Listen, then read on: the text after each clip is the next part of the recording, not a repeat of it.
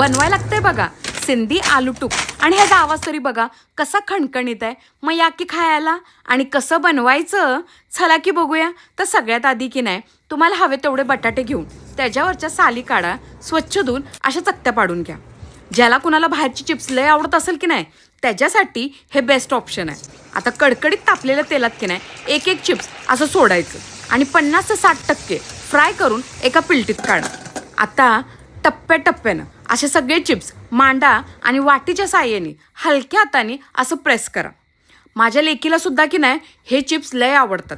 तर आता की नाही पुन्हा एकदा सेकंड टाईम हे प्रेस केलेले चिप्स फ्राय करा आणि बघा कसे क्रिस्पी झालेत.